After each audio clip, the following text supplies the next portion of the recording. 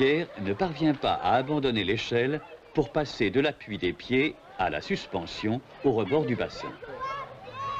Mais tu ne t'écoutes pas, Mais non, c'est pas profond, tu t'en vas là-bas, ça n'a rien à voir avec ton truc. Voilà, tu es très bien comme ça, vas-y. Tu es très bien et tu t'en vas. Voilà, tu t'en vas. Bon, alors laisse passer, tu vas voir, ils le font. Je vois pas pourquoi tu ne le ferais pas. Regarde.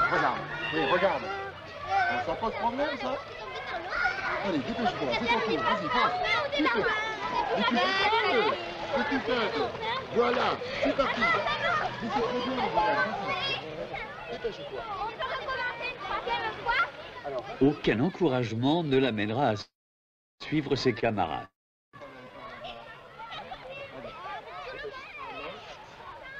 Et avec son accord, on le descend lentement dans l'eau, à faible distance de l'échelle, qu'il se hâte de regagner. C'est bien. Très bien, alors, qu'est-ce que tu as? Arrivé, par 2 fois, il considère l'espace parcouru, ce qu'il n'avait pu faire dans l'action. Oui. Allez, tu peux y aller. On recommence, Pierre? Allez, on recommence.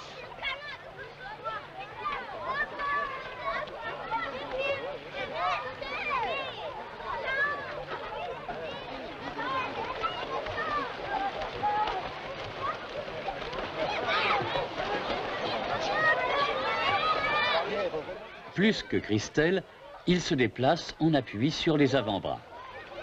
Ah, c'est formidable.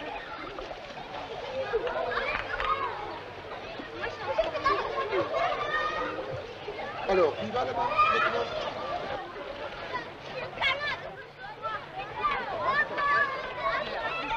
2 essais l'ont rendu capable de se déplacer.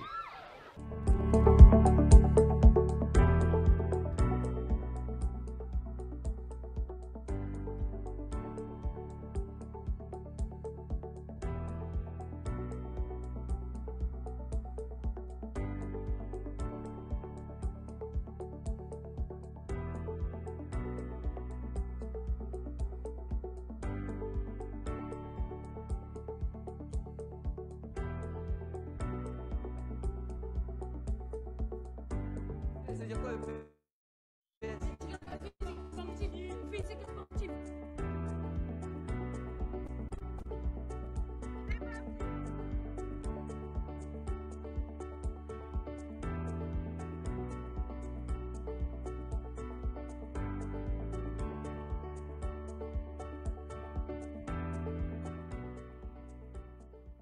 Bonsoir, bienvenue dans notre deuxième soirée de l'éducation physique et sportive. Je nage donc je suis.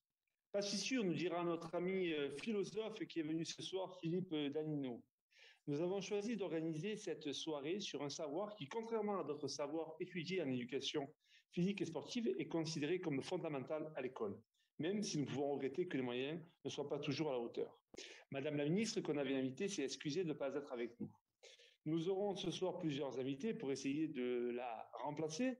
On aura Nathalie François qui est du SNEP FSU qui tout à l'heure nous fera dans un petit instant un bilan de la situation du savoir nager en France. Dans notre deuxième partie de soirée, nous aurons un invité, 2 invités, ce sera 2 praticiens.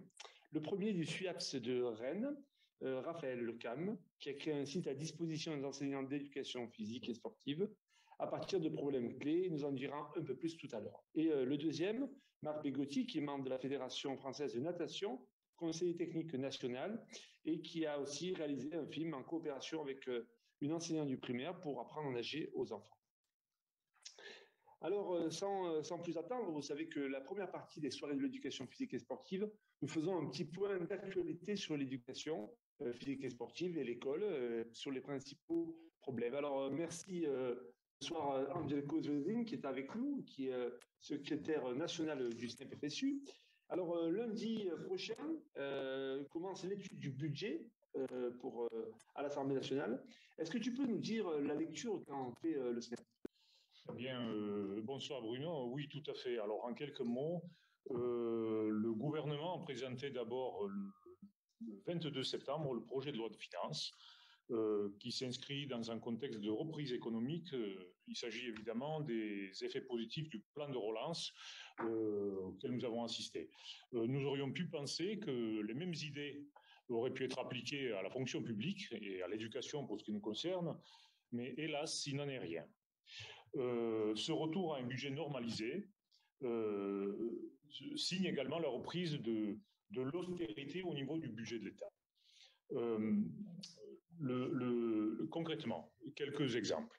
Le ministère de l'Éducation nationale, de la jeunesse et des sports est crédité de 50 équivalents temps plein supplémentaires.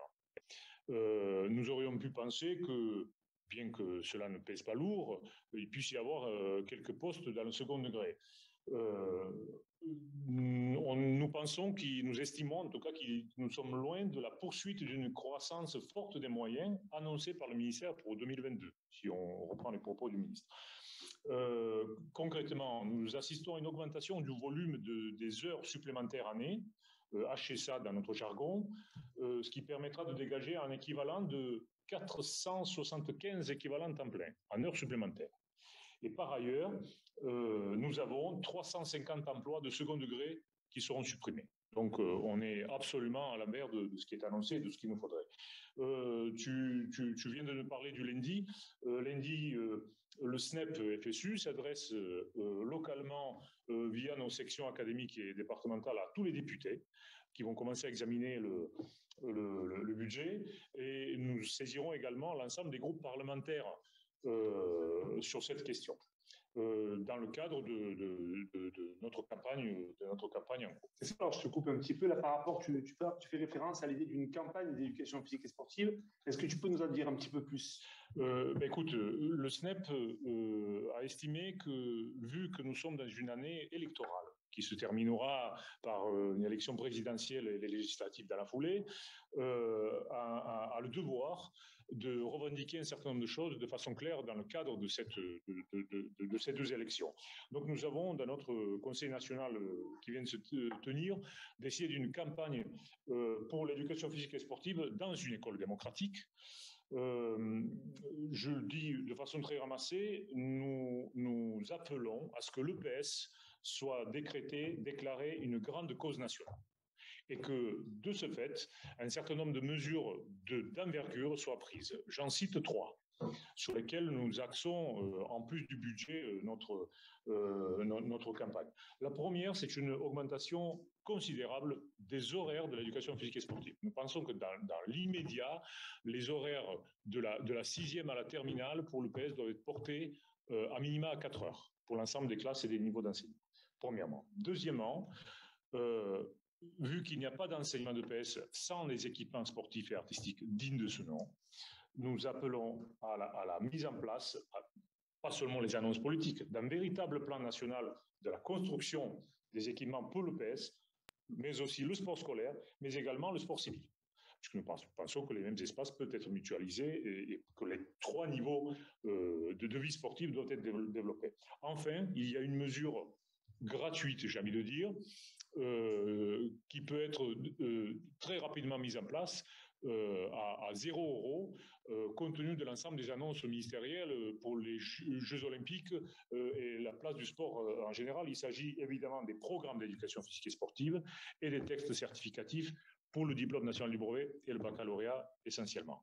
Nous pensons devoir être réécrits afin de valoriser la culture sportive et artistique à l'école. Merci Angelco. Alors, je crois qu'on peut souhaiter une bonne semaine de l'EPS du 15 au 19 novembre. Et donc, dès lundi, on appelle les collègues à venir cliquer pour s'adresser directement à leurs députés ou leurs parlementaires par rapport à cette campagne de l'éducation physique et sportive. Tout à fait. Et à ne pas oublier, Bruno, je me permets un dernier mot, à ne pas oublier la journée de demain, puisque nous sommes le 7 octobre, que nous annonçons, vous le voyez dans mon dos depuis très longtemps, le SNEP FSU célèbre les 40 ans d'intégration de l'EPS à l'éducation nationale.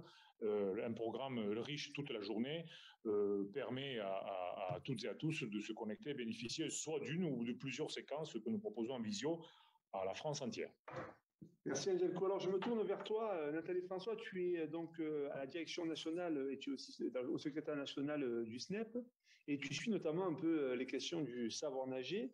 Alors c'est vrai que ce savoir nager est souvent remobilisé comme marronnier juste au tout début de l'été par des tristes nouvelles et un triste bilan du nombre de noyades. Alors, j'aimerais te poser comme première question, est-ce que tu peux nous faire un petit bilan de la situation du savoir nager? Où on en est aujourd'hui en France sur ce savoir-là, qui pourtant a écouté plusieurs déclarations politiques et considéré quand même comme un savoir qui fait partie des fondamentaux de l'école. Oui, bonsoir à toutes. Alors, et à toutes, je dis toutes d'abord, excusez-moi, à toutes et à tous. D'abord, je voudrais vous présenter mes excuses parce que je ne pourrai pas rester toute la soirée avec vous parce que moi aussi, j'ai envie de venir le 7 octobre pour fêter les 40 ans de l'EPS. Donc, je vais prendre un train avant la fin de la séquence. Voilà. Alors, bon, tu as parlé un petit peu, Bruno, du rapport Noyade là, qui est arrivé en 2021. Le précédent rapport avait daté de 2018, hein, ils le font tous les 3 ans. Bon, on constate qu'il y a une baisse de 9% de noyades.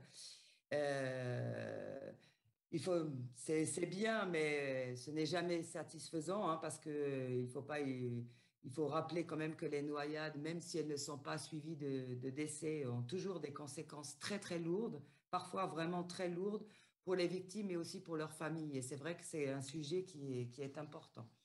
Ce qu'on peut constater quand même, c'est que les noyades qui sont suivies de décès sont plus fréquentes quand même chez les adolescents et les adultes, hein, même si on dit que c'est souvent les petits. Elles sont plus nombreuses en tout cas chez les ados et chez les adultes. Mais en règle générale, de toute façon, les noyades concernent tous les âges et tous les lieux de baignade. Hein. Il y a pas, c'est un peu plus souvent quand même en mer, dans les cours d'eau, etc. Mais ça concerne quand même toutes les noyades. Alors, pour savoir un peu où on en est au niveau du savoir nager en France, c'est un peu difficile parce que il y a beaucoup d'enquêtes qui partent de réponses qui sont déclaratives, puisqu'il n'y a pas vraiment quelque chose pour le quantifier. Donc, par exemple, Santé publique France, hein, qui fait le rapport Noyade, fait aussi des enquêtes. Et donc, elle estime qu'il y a, chez les 15-75 ans, il y a 68,6% pardon, qui déclarent savoir nager 50 mètres ou plus de 2 minutes. On pourrait donc estimer que 7 personnes sur 10 savent nager. Mais cette donnée, en fait, elle est très variable selon les publics. En effet, il y a plusieurs facteurs qui influencent fortement l'accès au savoir nager. D'abord, des facteurs favorables. Hein, plus on appartient à une catégorie socio-professionnelle supérieure ou si on a une étude supérieure, eh bien, c'est plus facile de savoir nager. Et on peut savoir aussi que les filles et les femmes disent moins souvent que les garçons qu'elles savent nager. Donc ça, c'est aussi important de le prendre en compte, puisque nous, on pense que vraiment la natation, ça doit être aussi du domaine scolaire, quoi. Sur les enfants, en fait, le ministère de la Santé a réalisé une enquête en 2015 auprès des CM2. Et là aussi, les réponses sont du domaine du déclaratif, donc ce n'est pas vraiment fiable. Il y a 58,3% des enfants de CM2 qui disent qu'ils savent faire 50 mètres ou nager plus de 2 minutes. Donc, on pourrait estimer que chez les enfants, ce serait 6 élèves sur 10 qui sauraient nager. Mais là encore, on voit des différences hein, très importantes entre les familles, entre les enfants selon leur famille. Parce qu'on constate que quand même, la part des non-nageurs est beaucoup plus élevée, 3 fois plus élevée chez les enfants d'ouvriers que chez les enfants de cadres. Et puis là, dernièrement, on a eu aussi une enquête de l'Institut national de la jeunesse et de l'éducation populaire qui vient ajouter de nouveaux critères à ça. Alors, un critère favorable, c'est d'avoir des parents sportifs. Ça permet d'apprendre plus facilement à nager. Et c'est encore plus significatif chez les filles si leur maman est sportive aussi. Il y a aussi la durée des vacances d'été. Plus on va en vacances longtemps, plus on a de chances d'apprendre à nager. Et on a un gros facteur défavorable, par contre, si on est issu d'une famille dont les parents sont immigrés. Voilà. Et puis enfin, un dernier chiffre hein, du ministère de l'Éducation nationale qui, lui, nous dit hein, en 2014, hein, parce que c'est pas très simple d'avoir tous ces chiffres, que 48% des élèves ne sauraient pas nager à l'arrivée en sixième. Et donc, ça veut dire qu'il y a un élève sur deux qui ne saurait pas nager. Voilà. Ça, c'est les chiffres Ok. donnés. Merci Nathalie. J'ai envie de te demander, donc on a bien entendu qu'il y avait une grande inégalité d'accès et de maîtrise du savoir nager, mais entre savoir nager dans un lac, dans une piscine et dans l'océan, quand même, on ne peut pas dire que c'est la même chose. Or là, on voit que le savoir nager semble complètement indépendant des conditions que tu décris. Est-ce que tu pourrais nous dire, pour le SNEP, vous, qu'est-ce que vous attendez du point de vue d'un pays comme la France en termes de savoir nager pour toute une population? Est-ce que tu as des éléments là-dessus? Alors, d'abord, c'est vrai qu'il faut qu'on s'accorde sur savoir ce que c'est. Savoir nager, ça veut dire quoi? Actuellement, on a 3 tests qui existent et qui sont reconnus et inscrits dans le Code du sport. C'est le test d'aisance aquatique, le test du savoir nager à l'école, la SSN, et le test sauvetage. Mais c'est vrai que ces tests, même si on les réussit, ça garantit quoi? Savoir se sauver, on ne sait pas. Est-ce que, comme tu le dis, hein, est-ce qu'on est capable, avec ces tests-là, quels qu'ils soient, hein, est-ce qu'on sait nager dans une rivière, dans un lac? Est-ce que quand il y a du courant, finalement, ce test, il nous sert à quelque chose? S'il y a trop de vagues, s'il fait froid dans l'eau? Et puis, il y a aussi tous les moments de la vie. Est-ce que je suis en forme? Est-ce que je m'entraîne souvent? Est-ce que je suis jeune? Est-ce que je suis un peu malade, etc. Donc, c'est vrai que ces tests-là, en tout cas, nous, je dirais que c'est des tests pour savoir peut-être se sauver et encore, parce que selon les circonstances.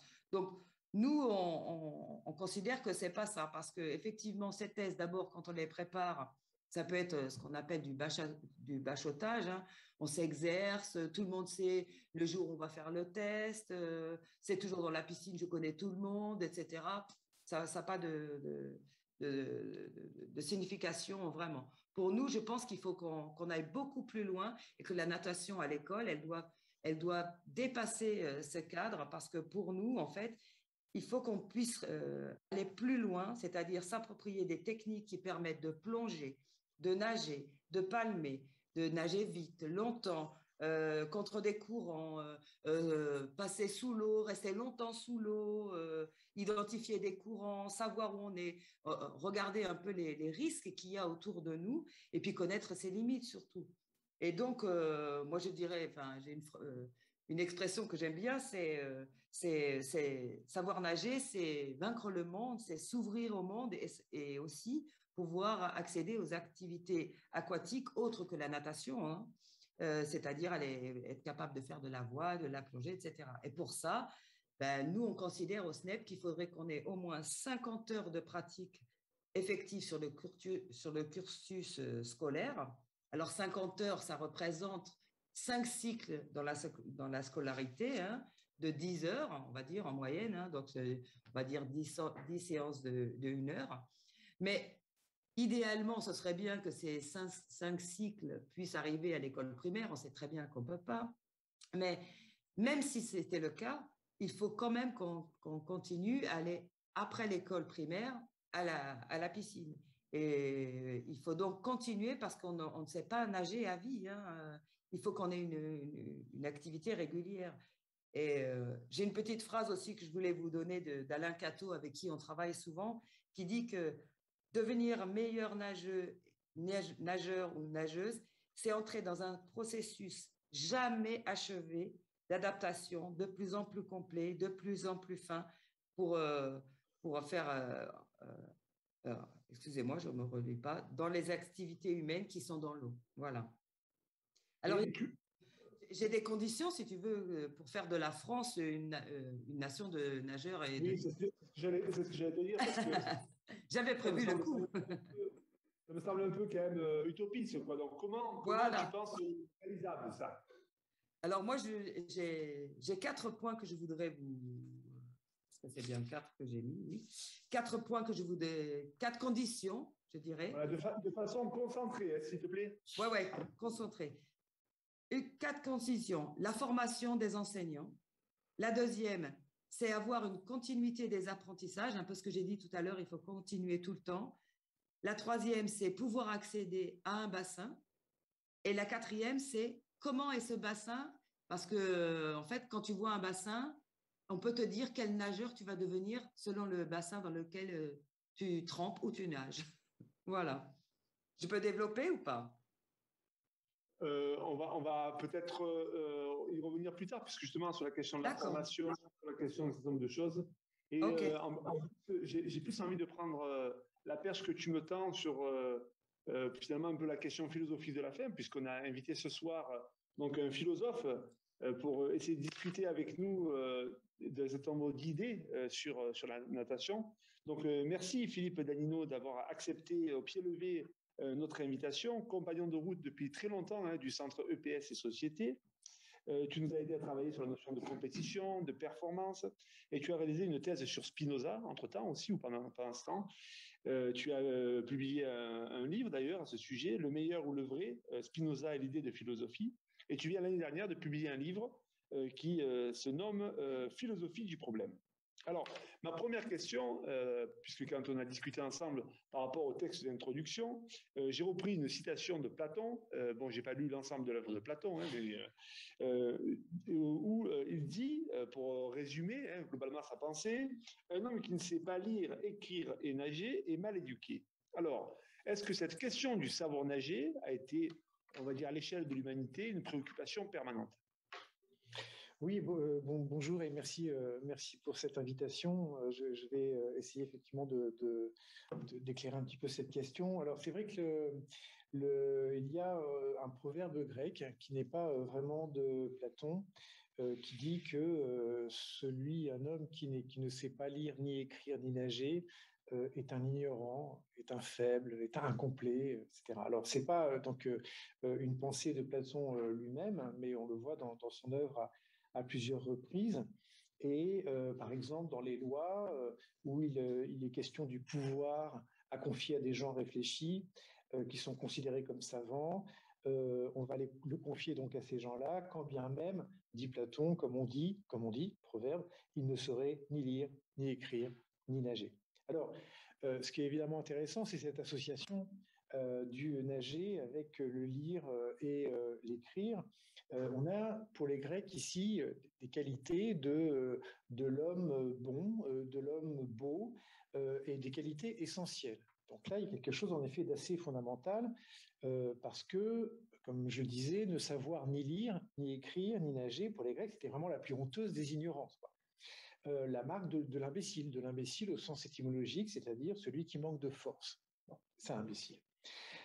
Et ce qui rend fondamental, me semble-t-il, ce savoir nager, c'est que il est mêlé donc au fait à l'activité de lire et d'écrire. Ce qui me semble fondamental, c'est qu'à travers ces trois activités, les questions de notre salut, tout simplement de notre salut, c'est-à-dire donc un enjeu tout simplement vital que n'a, je crois, aucune autre activité physique. Bon. Et d'ailleurs, bon, je prolonge un petit peu la réflexion là-dessus. Ce proverbe grec, on le retrouve un petit peu plus loin, on le retrouve chez Montaigne, on le retrouve aussi chez John Locke, philosophe anglais du XVIIe siècle, qui écrit « La natation est un art qui sauve la vie de bien des gens ». Les Romains, alors ils se trompent un petit peu, mais c'est pas grave, les Romains le considéraient comme si nécessaire qu'ils le plaçaient au même rang que les lettres. Ils avaient une espèce de proverbe pour désigner un homme sans éducation qui n'est bon à rien. Ils disaient de lui, il n'a appris ni les lettres, ni la natation. Alors, à partir de là, on pourrait effectivement développer, au moins à titre d'indication, cet aspect fondamental sur un axe historique, c'est sur un axe anthropologique. Du point de vue historique, il s'agit d'évoquer que les Grecs et les Romains étaient des peuples de conquérants, des peuples de commerçants, des peuples de navigateurs, et que, en effet, que ce soit pour la pêche ou le commerce, savoir nager était nécessaire, sans même évoquer, ce serait un thème en soi, les divinités marines. du panthéon mythologique grec ou romain. Et d'ailleurs, il semblerait, et là je suis moins spécialiste, que c'est dans l'Antiquité grecque que la natation, pas le fait de nager, mais la natation est apparue pour la toute première fois parce qu'on trouve des vestiges, des fresques qui représentent une femme allongée dans l'eau avec des mouvements de bras, etc. L'aspect historique peut comprendre, pour montrer ce caractère fondamental, le fait que nager est intégré dans nombre de programmes d'éducation physique au sens strict pour l'exercice du corps et bien entendu aussi pour des raisons sécuritaires, comme on l'a vu avec Locke, ou je pense aussi à Rousseau dans l'Émile, qui est un traité d'éducation, où Rousseau dit les jeunes gens riches, ils font du cheval parce que ça coûte cher.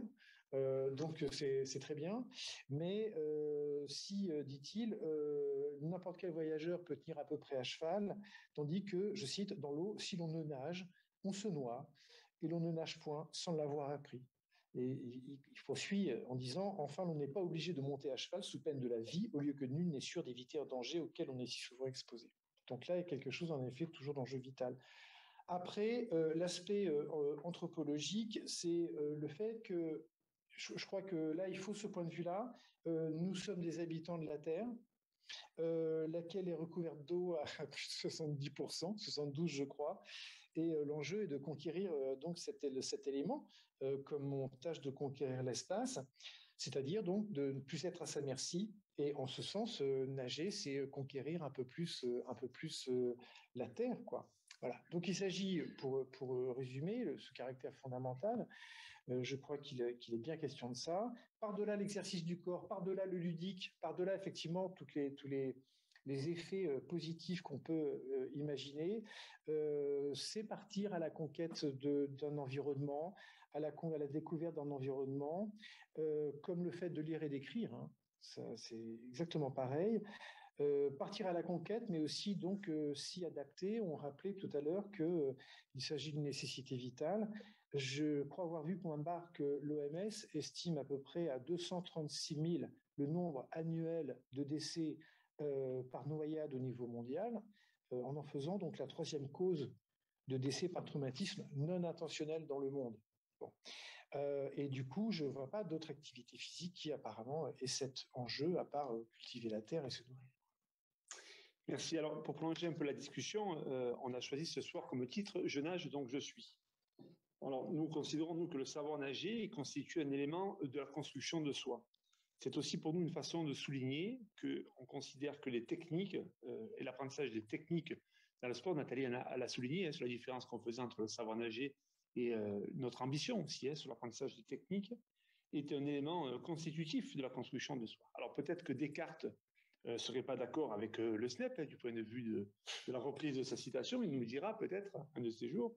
Est-ce que tu peux nous dire ton point de vue? Est-ce que lorsque je nage, je suis? Alors, je crois pas, enfin je n'irai pas jusque-là. C'est pas parce qu'on parle de construction de soi.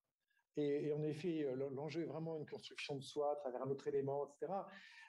Son rapport au propre corps, son rapport à son propre dynamisme dans un élément hostile et étranger, etc., que pour autant, il est question d'identité. Et je ne crois pas que Descartes serait vraiment d'accord là-dessus. Le fameux cogito, alors c'est vrai qu'on a, le pauvre Descartes a été quand même mis à quelques sauces de ce point de vue-là. Un philosophe contemporain de Descartes, comme Hobbes, le philosophe anglais, a critiqué ce cogito en disant bon, ça ne va pas. Descartes dit je pense, c'est une activité, et pour dire après je suis un être pensant, c'est une nature, une essence. Et on ne peut pas passer de l'un à l'autre comme ça. Et dit Hobbes, à ce moment-là, moi je peux très bien dire je me promène donc je suis promenade. Donc on pourrait très bien dire, à la limite, si on veut, je nage, donc je suis nageur. Bon, alors ça porterait pas, ça irait pas très très loin, ça porterait pas vraiment grand-chose, en tout cas du point de vue de mon identité.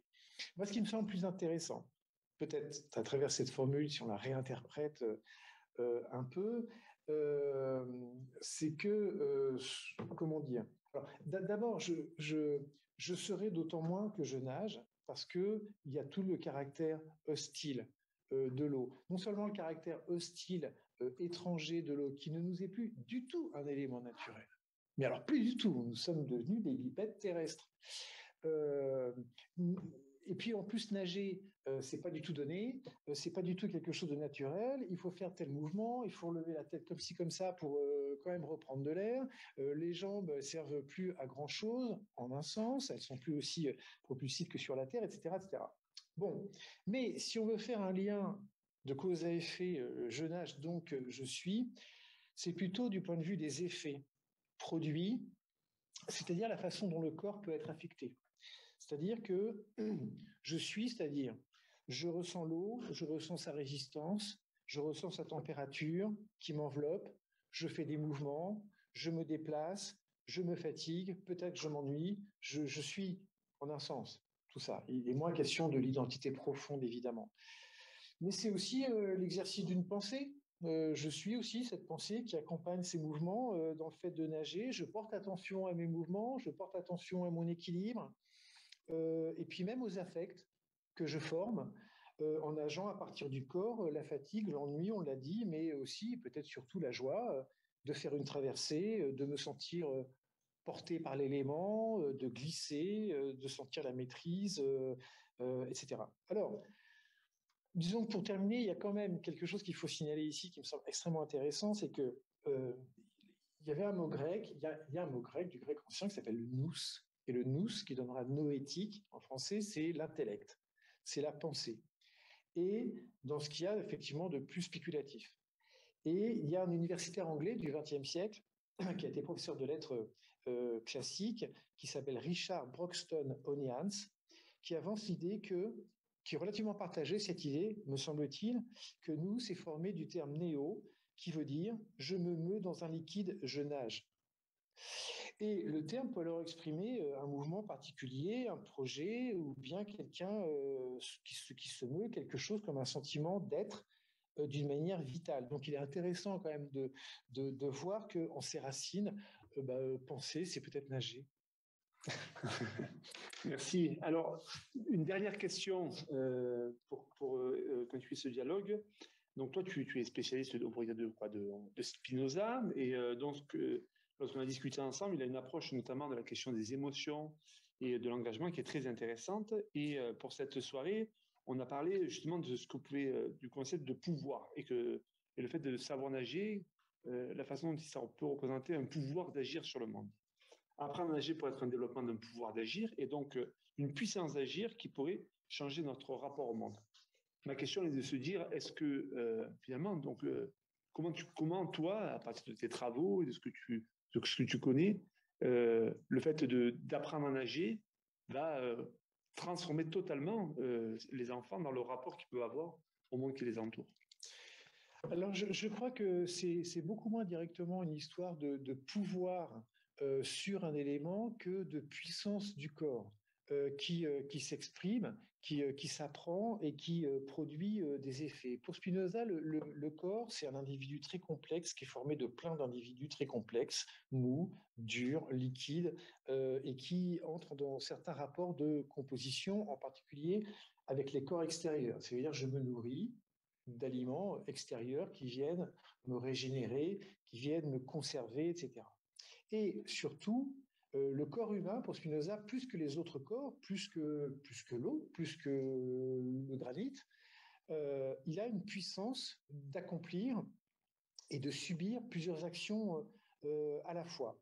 C'est-à-dire que il y a ce que peut faire le corps en vertu des lois de sa propre nature. Alors, non seulement, je dirais, pour lui répondre aux lois de sa propre nature, de la nature corporelle en général, c'est-à-dire les lois du mouvement, les lois du repos, etc., mais aussi reconnaître le fait que le corps a une puissance, comme dit Spinoza, de persévérer dans son être. De persévérer dans son être, c'est-à-dire en effet donc de se conserver, et en un sens, si on veut, aller de l'avant. Mais ce qui me semble le plus intéressant, c'est qu'à partir de cette pensée du corps, Spinoza en fait, je dis, schématiquement, quelque chose soit de passif, soit d'actif. Autrement dit, je suis passif quand je subis les causes extérieures. Je suis passif quand je produis des actions, mais il y a des choses qui les font à ma place. je suis passif, en effet, quand j'éprouve une joie ou une tristesse simplement causée par une situation extérieure, une maladie, un poison, une bonne nourriture, etc. Et en même temps, il y a de l'activité, c'est-à-dire ce que le corps peut produire de lui-même en étant cause complète de son effet et pas simplement cause partielle. Et ça, ce serait l'activité du corps. Alors, si on essaie d'appliquer ça à la natation, on peut ici supposer le mauvais nageur ou l'apprenti nageur, c'est celui qui ne va pas savoir prendre de bons équilibres, de trouver de bons appuis, c'est celui qui va se battre contre l'eau, qui va s'épuiser, qui va peut-être finir par s'essouffler, peut-être prendre peur, etc., etc. Et s'il apprend à mieux nager, c'est une façon pour le corps d'être plus actif dans cet élément-là, c'est-à-dire il va davantage comprendre, et cette notion de compréhension est tout à fait cruciale chez Spinoza, il va comprendre davantage le fonctionnement du corps, il connaîtra davantage aussi la résistance de l'eau, les points inertes si on veut, il va mieux s'allonger, il va découvrir des points d'appui, saura mieux régler ses mouvements, etc.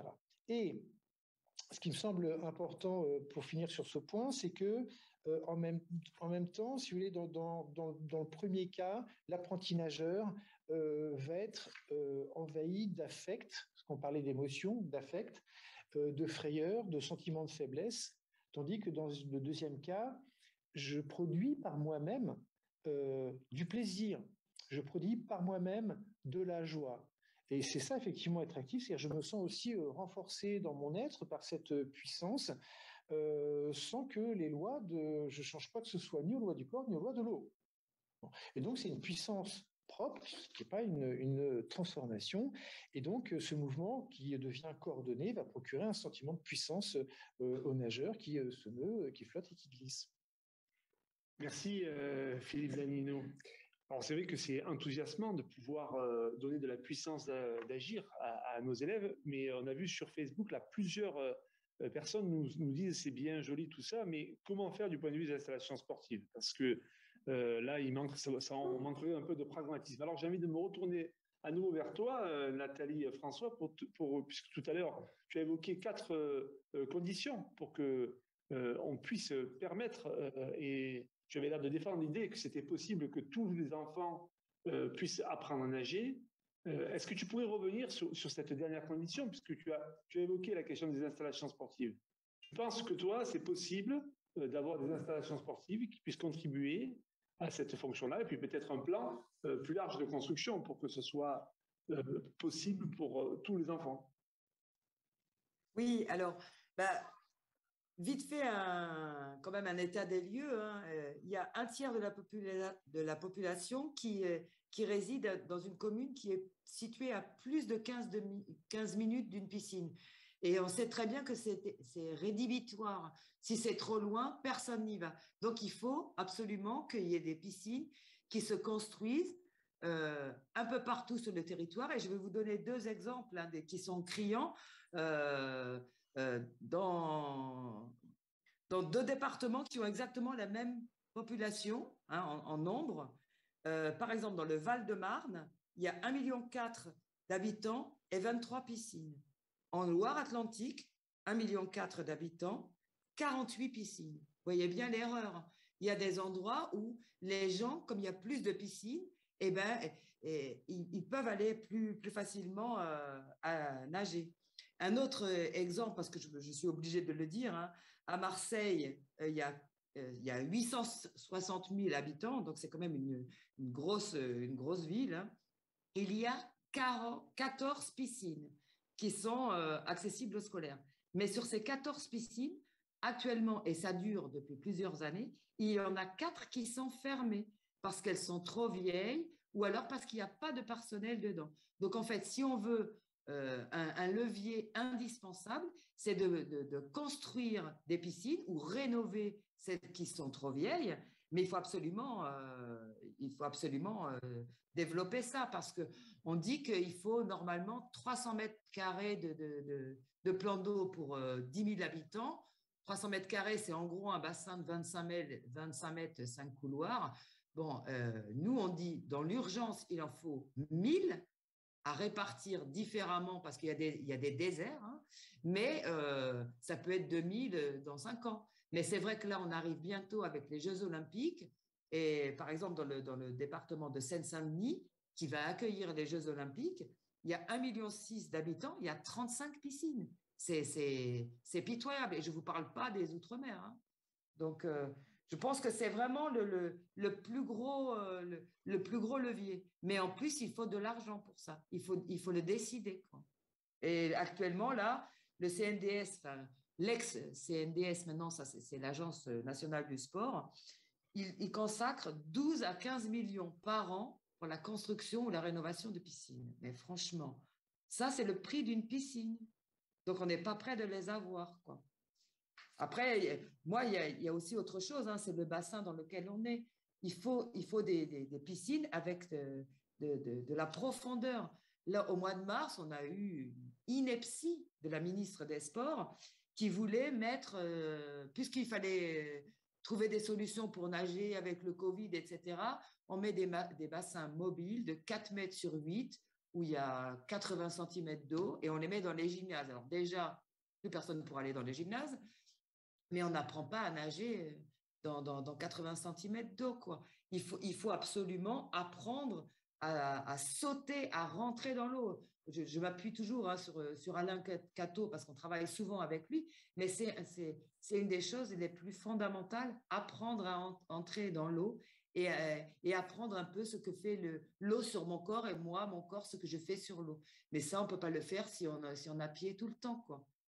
Il y a une autre lubie aussi en ce moment, c'est les camions piscines qui vont se développer, qui vont aller se promener à droite, à gauche. Mais si tu mets 4 gamins là-dedans, ils ont de l'eau jusqu'aux genoux, franchement, c'est de l'argent foutu en l'air. Donc, il faut investir dans les piscines et les mettre bien, les répartir également dans les territoires, quoi.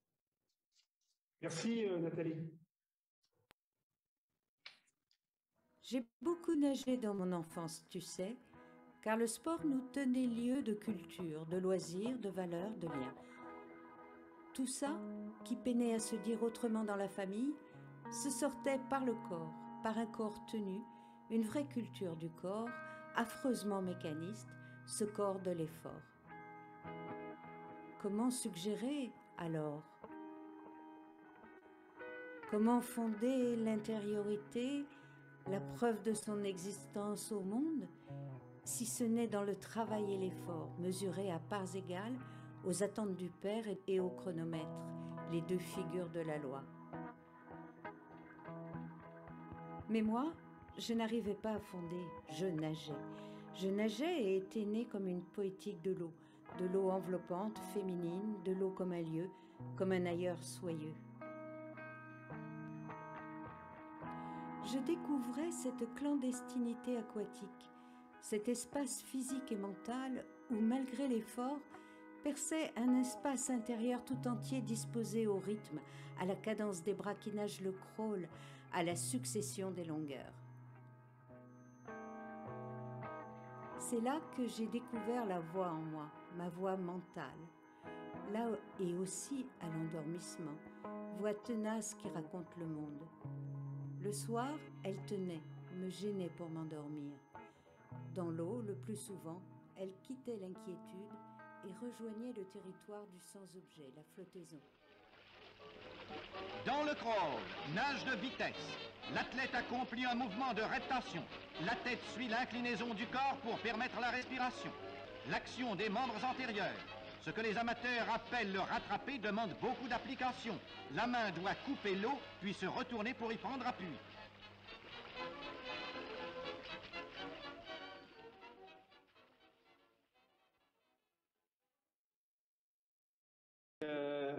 Merci à Christian, Cécile et Fabrice pour ce moment de pause à partir d'un texte, d'un ouvrage d'Irma Pélatan qui s'appelle L'odeur du chlore. Alors, passons un petit peu maintenant au niveau pratique. Avec nous, nous avons deux invités.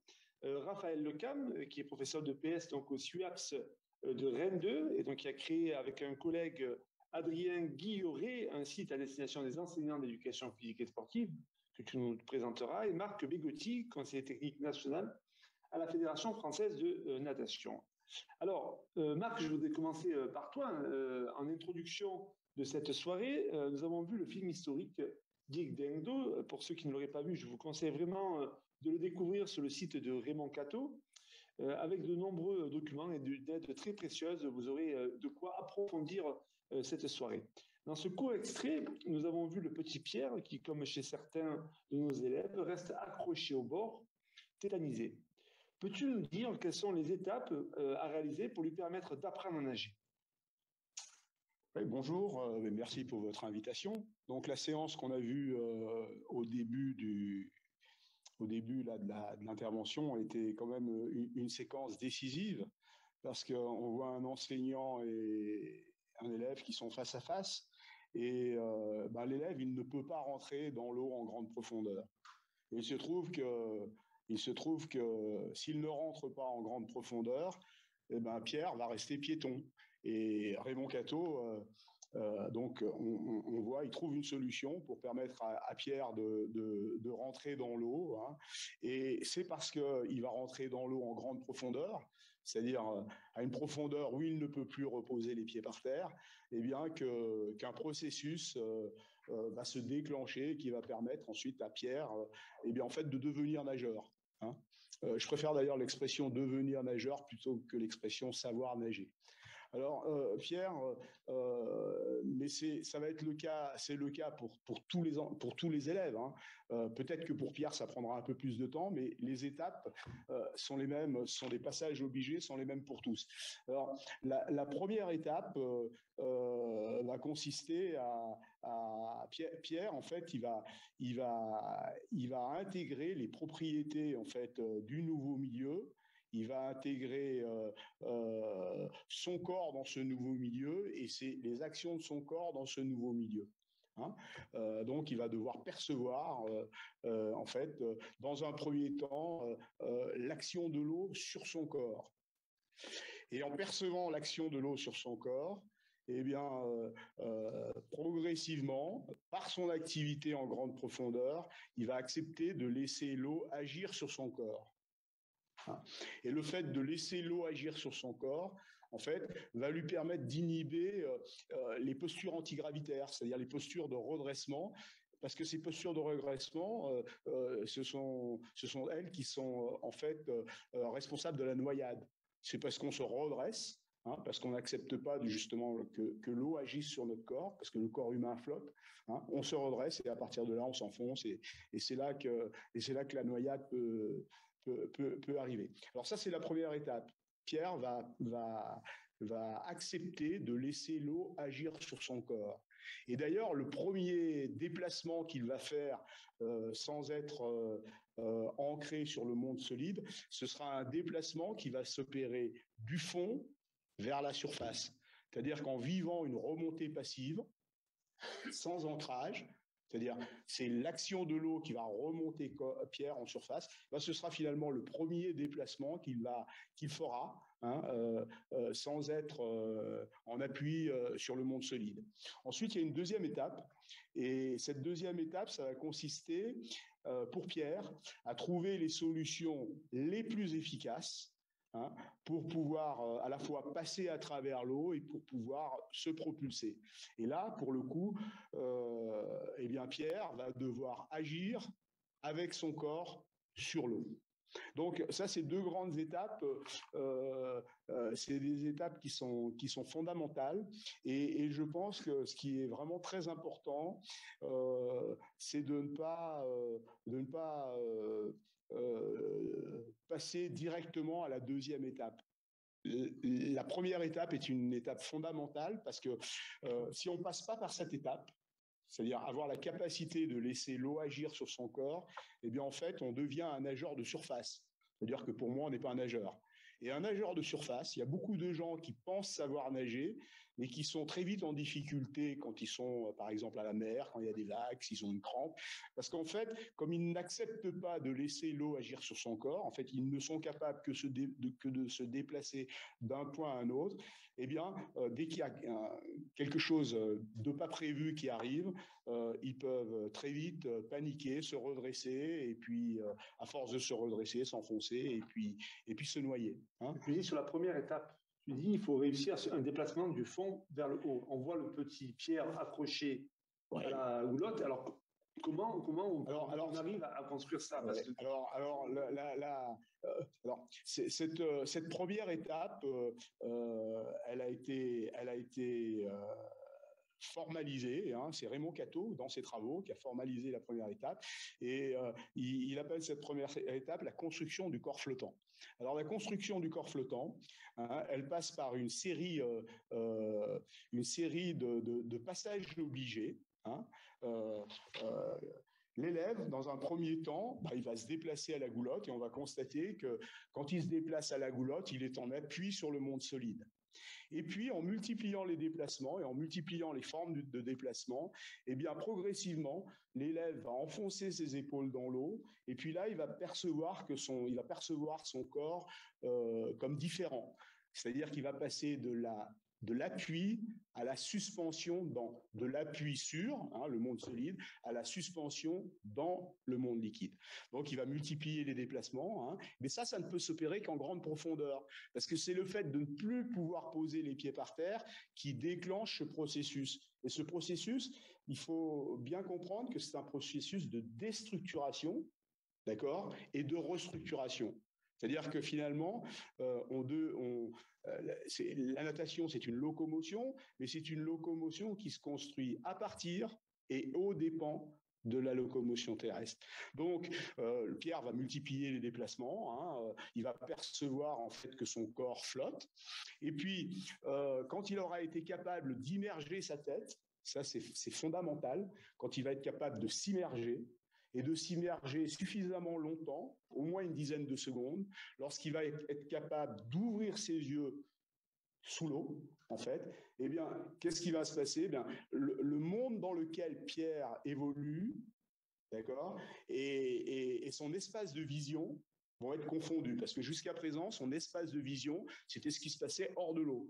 Et dès qu'il commence à immerger la tête et qu'il ouvre les yeux, eh bien, son espace de vision et son espace d'action sont confondus. Et ça, c'est une étape qui est déterminante. Et à partir de là, quand Pierre sera capable de rester suffisamment longtemps immergé, eh bien, il va pouvoir descendre vers le fond. Alors, pour descendre au fond, eh bien, il va utiliser, je ne sais pas, le corps d'un camarade ou une perche. Et là, il va se rendre compte que finalement, descendre au fond, c'est plus difficile que de remonter. Et donc, ces représentations premières, éventuellement l'appréhension de l'engloutissement, hein, eh bien, vont être transformées. Hein. Il va se rendre compte, alors il ne va pas forcément le verbaliser, mais qu'il est plus compliqué de descendre que de remonter. Et puis, à partir du moment où il sera rendu compte de ça, eh bien, il pourra accepter, une fois qu'il est au fond, hein, donc il descend le long, par exemple, le long du corps d'un camarade, parce qu'il a besoin, pour le coup, d'ancrage pour descendre au fond, parce que la poussée d'Archimède fait que c'est compliqué de descendre au fond. Hein. Quand il va être au fond, eh bien, on va peut-être lui demander d'essayer de rester au fond, mais sans ancrage. Et là, impossibilité de rester au fond. Et donc, ces représentations vont s'en trouver transformées. Et donc, dès qu'il sera au fond et puis qu'il va lâcher le monde solide, d'accord? Eh bien là, qu'est-ce qui va se passer? Eh bien, l'action de l'eau va le remonter, il va se retrouver en surface. Et c'est pour ça que je disais tout à l'heure que finalement, le premier déplacement qu'il va réaliser, hein, c'est assez symbolique, mais c'est très important, eh bien, c'est un déplacement qui va s'opérer du fond vers la surface. D'accord? Et à partir de là, la peur de l'engloutissement disparaît. Et à partir de là, Pierre, il aura la capacité, en fonction de l'orientation qu'il souhaite donner à son corps, d'accord, de donner une forme à son corps. Parce que la grande différence entre le milieu aquatique et le milieu terrestre, c'est que quand on est sur Terre, l'équilibre est instable, D'accord? On est soumis à une seule force, la poussée d'Archimède. On tombe, hein, on est attiré vers le centre de la Terre. Et puis quand on est dans l'eau, bah, notre corps est sous l'effet de deux forces, la poussée d'Archimède et puis la pesanteur. La poussée d'Archimède et la pesanteur. Et il se trouve en fait que ces deux forces, elles n'ont pas le même point d'application. D'accord? Et que ce point d'application, il y a deux points d'application, et que ces points d'application, d'accord, lorsque Pierre remonte, hein, eh bien, ils vont s'aligner sur la verticale et ils vont orienter Pierre. Et donc ça, il va l'accepter. Mais pour l'accepter, il faut inhiber les postures antigravitaires de terrien, parce que ça, c'est inacceptable sur Terre. Et donc, lorsqu'il aura construit, c'est pour ça que c'est un concept, mais c'est un concept fort, la construction du corps flottant. Hein, il faut bien intégrer ce que c'est que la construction du corps flottant. Une fois qu'il aura construit son corps flottant, d'accord, il aura véritablement construit sa sécurité active, pour le coup, hein, et il deviendra nageur. Et là, il trouvera des solutions, alors aidé par un enseignant ou pas, hein, mais il trouvera des solutions pour pouvoir se déplacer, hein, et des solutions de plus en plus efficaces. C'est pour ça que je crois que l'expression savoir nager, elle est pas bien appropriée, parce qu'en fait, on devient nageur et on devient toujours meilleur nageur, parce que on peut toujours, à un moment donné, progresser dans la discipline natation. Hein. D'accord. Voilà. Alors merci. Je profite pour redire à nos auditeurs que à la fin de cette émission-là, il y aura donc une projection de ton film, hein, de 9 minutes, qui est un concentré qui permet de voir justement ces différentes étapes que tu as décrites et qui illustrent vraiment concrètement comment s'y prendre pour... C'est ça. Alors en fait, c'est un petit film qui a été tourné à partir d'une classe bleue. Hein. Et en fait, les enseignants que vous allez voir qui pilotent la séance avec les élèves, hein, ce sont des élèves débutants, ce sont des enseignants, des professionnels de l'enseignement, pardon, mais ce ne sont pas des spécialistes de la natation. C'est des enseignants, des professeurs des écoles qui, pour la première fois, hein, finalement, encadrent une classe, hein, mais ils suivent un cheminement didactique. Parce que je crois qu'un des gros problèmes de la natation en France, bon, là, il y a les 4 causes qu'avait donné, je crois, Nathalie, mais il y en a une qu'elle a oubliée. Hein, c'est le problème c'est le problème de l'enseignement de la natation. C'est-à-dire qu'à un moment donné, il faudrait qu'on arrive à trouver des solutions efficaces pour pouvoir enseigner la natation rapidement à tous les élèves. Et d'ailleurs, le film qu'on a vu au début, le film Digne d'Angdo, on voit les progrès qui sont absolument fulgurants des élèves. Hein, et ces élèves-là qui commencent, ils sont débutants à la fin, vous les voyez nager le crawl, eh bien, ces progrès s'opèrent en 15 séances. Et le petit Pierre, à l'heure actuelle, il a plus de 40 ans. D'accord? Donc, il y a 40 ans, Raymond Cateau nous démontrait ce qu'il était possible de réaliser avec une classe d'élèves débutants. Et pour le coup, en 2021, on est encore je le dis vraiment comme je le pense, hein, à l'école, hein, on est encore à la pédagogie de la ceinture et de la reproduction des mouvements et puis de l'aménagement du bassin. Et puis c'est une didactique du parcours aquatique. Et ça ne permet pas d'apprendre à nager efficacement et rapidement à tous les élèves. Et c'est ça le problème de l'enseignement de la natation. Merci. Alors, pour continuer à notre discussion, Raphaël, donc toi, tu as proposé un site avec un de tes collègues de ton académie, Adrien Guilleret. Donc, on partagera sur le chat là le site. Est-ce que tu peux nous présenter un peu en réaction avec Marc ton site et la façon dont tu l'abordes, comment il a été construit et comment il fonctionne pour que nos auditeurs puissent s'y retrouver et puissent en même temps que tu parles surfer sur ce site-là. D'accord. Bonjour à tous. Merci pour cette invitation et de me permettre de parler de l'enseignement de natation à la fois que je pratique quotidiennement et pour lequel je voue une passion sans limite. Donc d'abord, l'idée du site, en effet, c'est un site qui est à destination des formateurs. Quand je dis formateurs, c'est au sens large, puisque à la fois les profs de PF sont concernés, mais les maîtres nageurs également, enfin tous les gens qui se donnent pour objet d'apprendre à nager à leurs élèves. Quand je dis élèves, ça peut être des enfants, des adultes, à n'importe quel âge, à tout âge de la vie, on va dire. Deuxième préoccupation qu'on avait sur ce site, c'est qu'il puisse être consulté de manière gratuite et sans publicité. Donc ça, c'était moi, c'était donc un peu une mission de service public. Donc ça nous a demandé beaucoup de travail, mais on voulait absolument que ce travail soit accessible à tous et sans avoir des fenêtres qui s'ouvrent en permanence. D'où l'idée d'un site, et merci à l'université de Rennes 1 et de Rennes 2 de nous avoir aidés dans ce projet. Donc voilà, donc l'idée du site, c'était ça.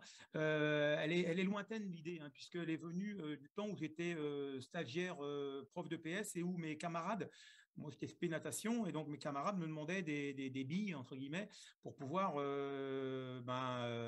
un peu moins galérer sur le bord du bassin. Et donc j'avais fait un mémoire à l'époque, un mémoire de PLC2 pour les aider. Et puis, voilà, les progrès informatiques aidant, j'en suis venu à me dire l'idéal, ça serait de pouvoir faire un site accessible à tous avec de nombreuses vidéos, puisqu'encore une fois, la plupart des gens fonctionnent beaucoup avec les vidéos, et donc on voulait que ça prenne cette forme-là. Donc voilà l'idée du site, hein. Alors la démarche qu'on a essayé de mettre en place, ça recoupe, hein, on n'est pas du tout en opposition avec la démarche proposée par Raymond Cateau, hein. On pourrait même dire que c'est des démarches qui sont, à mon avis, plutôt semblables. Nous, on s'est posé la question de se dire, quelqu'un qui était rien, hein, qui n'a jamais allé dans l'eau, quand il veut se confronter à la logique de la natation sportive, qu'est-ce qu'il fait? D'abord, il rentre dans l'eau. Il rentre dans l'eau en conservant sa position de terrien, et donc, en rentrant dans l'eau, il s'immerge. Et l'obstacle principal auquel il va être confronté, c'est la perturbation, la suppression des sens, hein. Il va devenir aveugle, il ne va plus entendre, voilà. Et donc, une fois qu'il est rentré dans l'eau, qu'est-ce qu'il doit… Donc, ses premiers problèmes, s'immerger, d'accord ? Une fois qu'il est rentré dans l'eau, s'il veut se déplacer vite, il va falloir qu'il s'allonge. Et donc, nouvel obstacle, l'obstacle est lié à la bascule, d'accord ? Donc, deuxième obstacle, il va falloir qu'il bascule pour pouvoir s'allonger. Donc, voilà un deuxième obstacle auquel il va être confronté. Et puis après, qu'est-ce qu'il va devoir faire? Qu'est-ce qu'il va pouvoir faire une fois qu'il s'est allongé? Il va falloir qu'il appuie sur quelque chose. Au départ, il va appuyer sur le mur, il va glisser en adoptant une position hydrodynamique. Voilà un troisième problème, glisser. Et puis, une fois que cette vitesse va commencer à diminuer, il va falloir qu'il fasse des mouvements. Il va devoir appuyer avec les bras, avec les jambes. Un quatrième problème, appuyer. Une fois qu'il va faire ces mouvements, une fois qu'il fait appuyer, il va falloir, pour qu'il soit efficace, qu'il les coordonne. Un nouveau problème, appuyer, coordonner, pardon. Et on voit qu'on n'a toujours pas parlé de respiration, si ce n'est que l'élève doit être capable de mettre la tête dans l'eau en blocage respiratoire pour réussir à coordonner ses mouvements avec la tête dans l'eau. Et puis, s'il veut prolonger son déplacement, là va se poser le problème respiratoire. D'accord ? Donc, septième problème, respirer. Et puis, une fois qu'il prolonge son déplacement, grâce à la respiration, il va être amené à faire des virages, puisque en général, il nage dans un bassin, et donc il va être amené à arriver à un mur et à repartir. Et donc, nouveau problème, arriver, virer.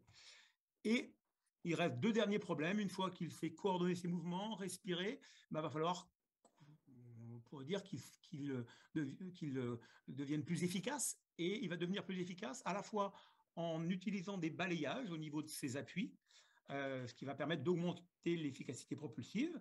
Et une deuxième chose, en utilisant ce qu'on appelle des oscillations positives et en supprimant les oscillations négatives. Et donc, on voit 9 problèmes qui s'enchaînent, chaque problème étant relié à un obstacle principal et auquel le nageur, s'il veut se déplacer efficacement, donc nager selon les règles de la natation sportive, auxquelles il devra se confronter. Voilà comment dirais-je, la démarche qu'on a adoptée dans notre site. D'accord, merci Raphaël. Alors peut-être Marc, pour continuer un petit peu là, parce que justement on a eu des questions via Facebook sur corps flottant, corps projectile, mais comment on continue?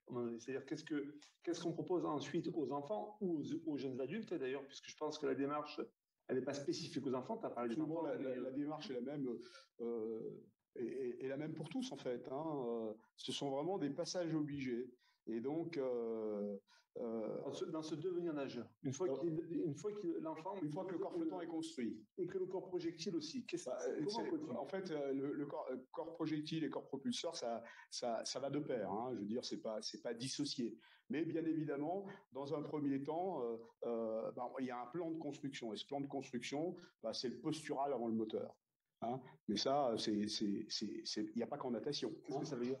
C'est-à-dire qu'il faut construire la posture pour pouvoir agir efficacement, par exemple avec ses propulseurs bras. C'est-à-dire que si la posture n'est pas construite, la posture du nageur, eh bien, un nageur qui n'est pas tonifié, qui n'est pas aligné, il va utiliser ses bras, mais ses bras vont pas être d'une grande. Comment on construit la posture et alors après on construit la posture en posant des problèmes aux nageurs. Par exemple, à partir du plongeon, devoir plonger et couvrir le maximum de distance sans nager, se retrouver à la surface de l'eau avec les talons à la surface.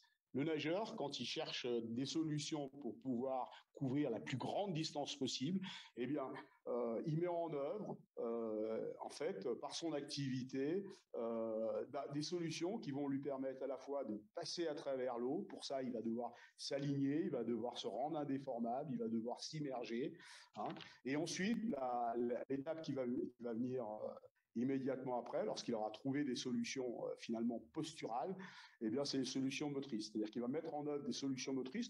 Alors, dans un premier temps, il va devoir mettre en œuvre ces solutions motrices pour se déplacer, mais en conservant la posture initiale, c'est-à-dire la posture du plongeon. C'est pour ça qu'on n'abordera pas la ventilation immédiatement. Mais après, très vite, eh bien sûr, il faudra intégrer la ventilation parce que ventiler, c'est ce qui va permettre de nager loin. Et donc, mais il faut quand même que vous sachiez que, en fait, il y a 6 niveaux de construction du nageur qui ont été véritablement formalisés. Le petit film que vous verrez tout à l'heure, là, en fait, il intéresse le premier niveau de construction du nageur, mais il y en a 5 autres. Et je pense que le premier niveau de construction du nageur, qui est la construction du corps flottant, elle intéresse prioritairement les enfants qui sont à l'école maternelle et à l'école primaire.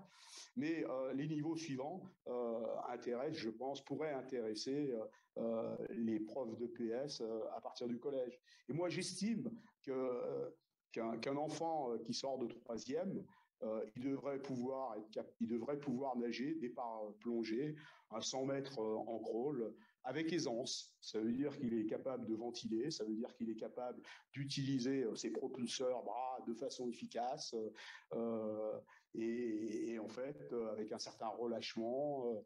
Et c'est ça devenir nageur. Parce qu'à partir du moment où on est capable de faire ça, eh bien, on est capable de nager en mer, de nager en lac.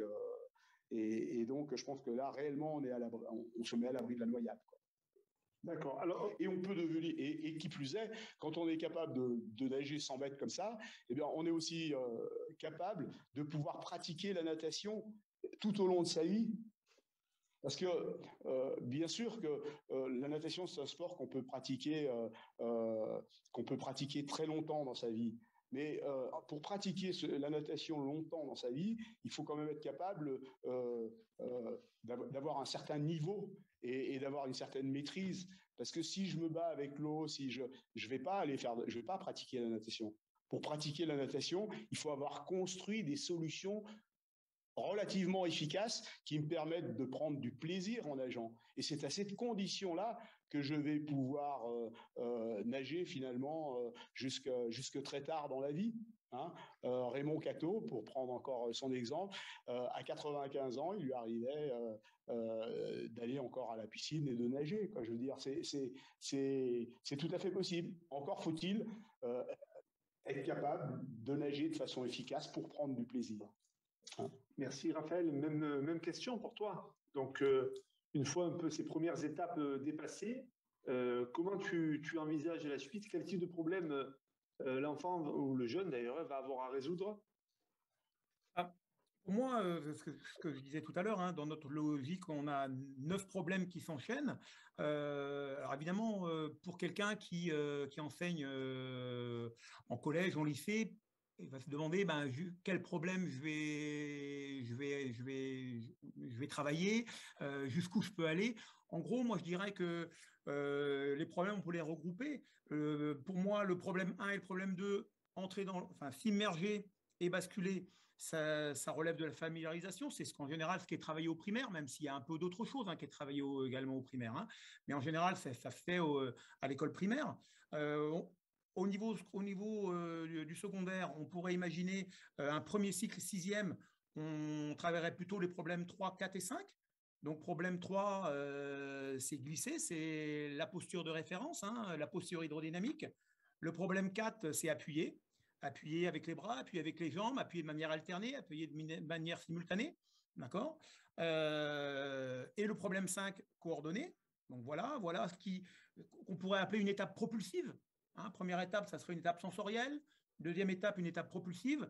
Ce qu'on travaillerait, donc l'idée, pour que ça parle aux collègues, quel type d'évaluation, quel type d'épreuve, comment on peut voir si l'élève il se débrouille sur ce niveau-là, sur cette étape propulsive, c'est être capable de nager 12 mètres 50 en crawl sans respirer, hein, ou être capable de nager vite sur 15 secondes sans respirer en crawl. Voilà le type d'épreuve qui pourrait permettre de voir les progrès de l'élève.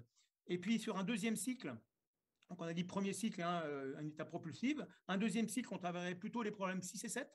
Le problème 6, c'est respirer, d'accord? Alors, ça ne veut pas dire qu'on ne travaille pas la respiration avant, mais ça veut dire que sur un deuxième cycle, elle devient l'enjeu prioritaire. Donc respirer et évidemment ce qui va avec virer, hein, puisque c'est intéressant de savoir virer à condition qu'on ne soit pas asphyxié. Ça pourrait constituer l'apprentissage prioritaire pour un deuxième cycle. Qui pourrait se faire en 4e ou en 3e, hein, voilà. Avec comme idée, je reprends ce que disait Marc, de nager en crawl sur une distance suffisamment longue pour permettre justement de voir que l'élève ne s'asphyxie plus quand il respire. Donc, Marc prenait un exemple de 100 mètres, ouais, j'irais même un peu plus loin, 150 mètres en crawl sans s'arrêter. Je pense que c'est vraiment le type d'épreuve qui permet de bien montrer que l'élève il a maîtrisé la respiration et qu'il n'a plus de problème important d'asphyxie. Et puis, un dernier cycle, si les installations le permettent, un dernier cycle, un 3e et un 4e cycle dans lesquels on travaillerait osciller et balayer. Donc, ils sont là des problèmes déjà qui mettent plus de temps à être résolus, d'accord? Donc, il faut du temps, il faut des gens plus matures, et où l'idée, j'appellerais ça une étape fonctionnelle. L'étape d'avant, c'était l'étape respiratoire. Donc, une étape fonctionnelle où les gens vont être amenés à faire des balayages, à utiliser des oscillations positives, du roulis en crawl et en dos, des ondulations en papillon et en brasse. Et où ils vont chercher à être plus efficaces. Et là, l'idée, ça serait qu'ils soient capables, à la fin de ce 3e et ce 4e cycle, de nager un 100 mètres, 3 ou 4 nages. Moi, pour vous donner je suis spécialiste, j'ai des très bonnes conditions d'enseignement. Avec mes étudiants débutants, c'est mes 3 objectifs de l'année. Mais voilà, je les ai toute l'année, 1 heure. Et c'est des gens motivés, j'ai des gens très volontaires. Eh bien, c'est mes 3 objectifs qui nagent 5 minutes sans s'arrêter, 150 mètres en crawl et 100 mètres 4 nages. Voilà mes objectifs de l'année pour mes étudiants. Alors, bon, on a compris un petit peu vos 2 démarches. Peut-être maintenant un peu de la discussion, de la controverse entre vous, hein, puisqu'on voit que ce que tu sembles identifier comme des problèmes, rappelle parfois Marc, comme des problèmes. Donc, Marc, une réaction par rapport à ça, par rapport à ce que tu entends dans les propositions que peut avoir Raphaël, et puis après inversement peut-être. C'est délicat. Donc, parce que je me suis rendu sur le site, bon, bien sûr, il y a quelques idées auxquelles j'adhère. Sur ce site, donc apprendre à nager de l'Université de Rennes. Mais les idées auxquelles j'adhère, elles sont immédiatement démenties par un répertoire d'exercices qui révèle de la pédagogie du mouvement et traditionnelle.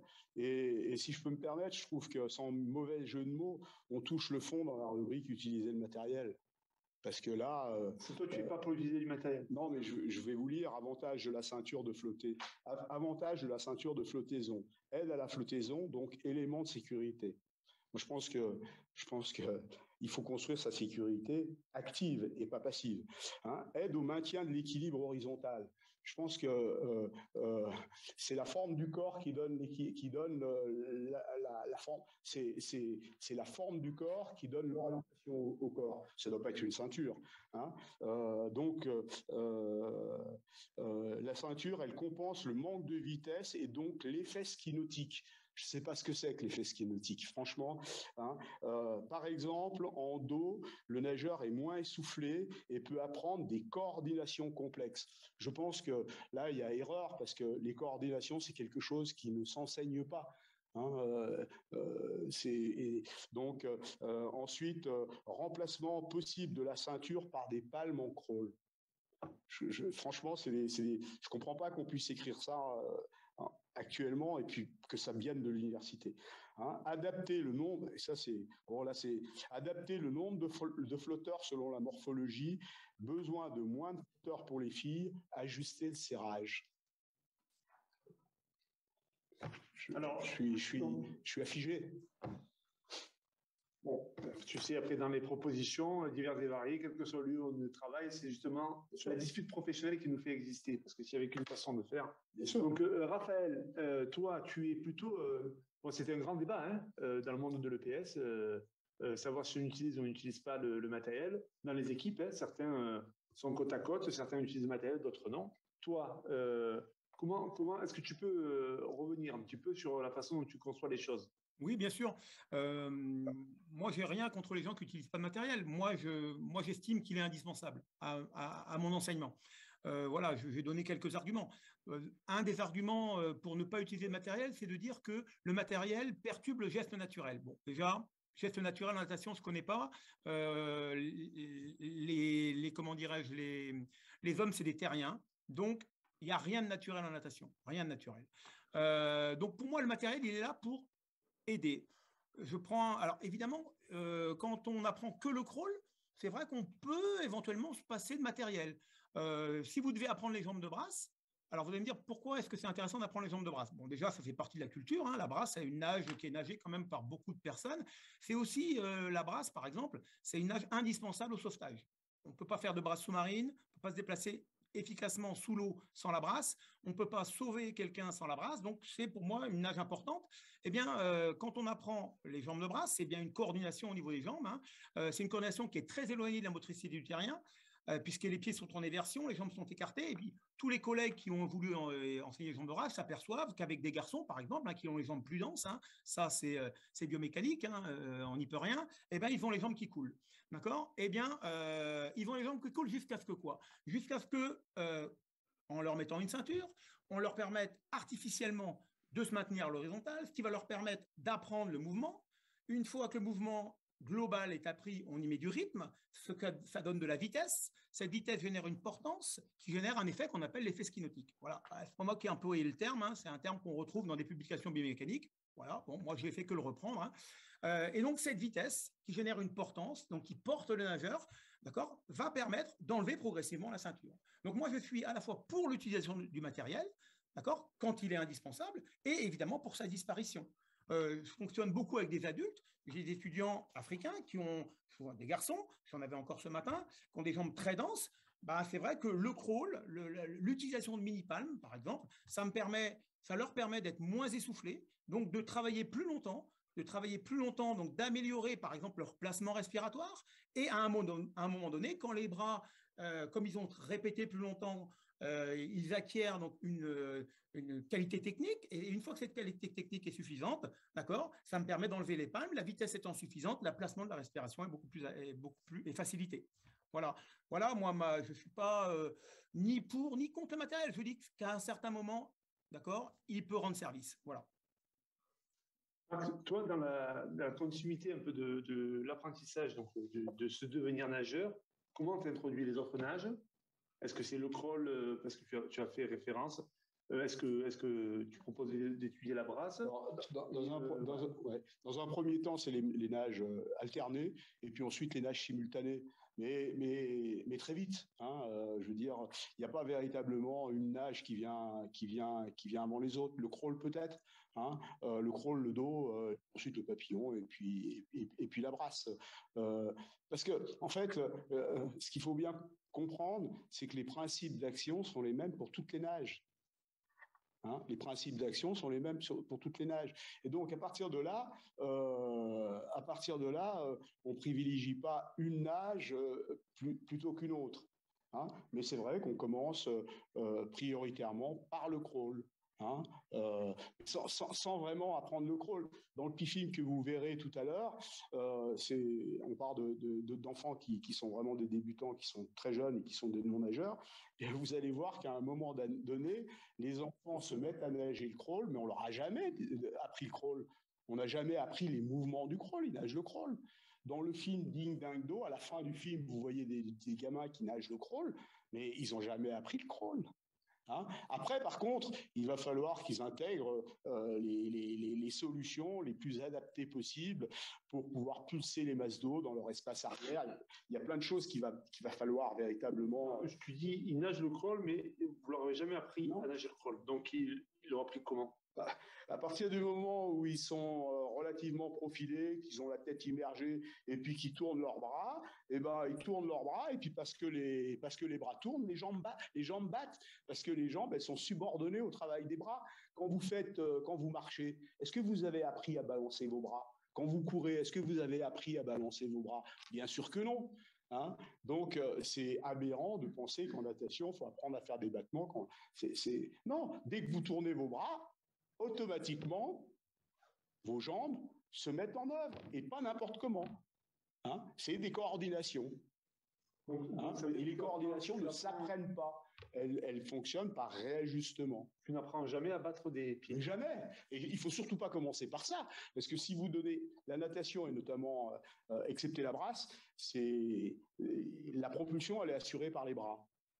Et en fait, les jambes, elles servent pas à faire, comme je l'entends souvent, à faire monter le bas du corps à la surface. Elles servent pas du tout à ça, les jambes. Les jambes, elles servent à maintenir l'alignement. Hein. D'ailleurs, quand vous regardez ce qui se passe, c'est vrai chez tous les nageurs, ça, hein, que ce soit un débutant ou un champion, hein, eh bien, il y a toujours, dans un battement de jambes, alors les battements peuvent être ou 2 temps, ou 4 temps, ou 6 temps, il n'y a toujours que 2 temps forts. Et ces 2 temps forts sont toujours placés exactement au même moment, au moment où le nageur pulse la masse d'eau vers l'arrière, du côté où il pulse sa masse d'eau. C'est la jambe là, ça baisse d'une façon intense. C'est des coordinations, ça n'a pas besoin d'être appris. Ça, hein. Voilà, donc, mais bon. Oui, je sais, il y a encore beaucoup d'idées reçues, mais qui sont absolument pas fondées, hein, et on peut les démonter une à une d'une façon très très rationnelle. Hein, et une des idées d'une représentation qui n'est pas fondée, mais qui impacte l'enseignement de la natation, c'est la natation à 2 moteurs, les bras plus les jambes. Mais non, il y a pas la natation, c'est pas une propulsion avec 2 moteurs. C'est très facile de le démontrer. Hein. Non, les jambes, les bras ont une fonction. Par exemple, en crawl, les bras ont une fonction propulsive et les jambes ont une fonction qui permet de maintenir le corps aligné sur l'axe de déplacement. Exactement comme le sprinter en athlétisme, hein, qui court un 100 mètres. Pourquoi les sprinters ils se propulsent avec ses bras? Pourquoi les sprinters, ils ont des gros bras?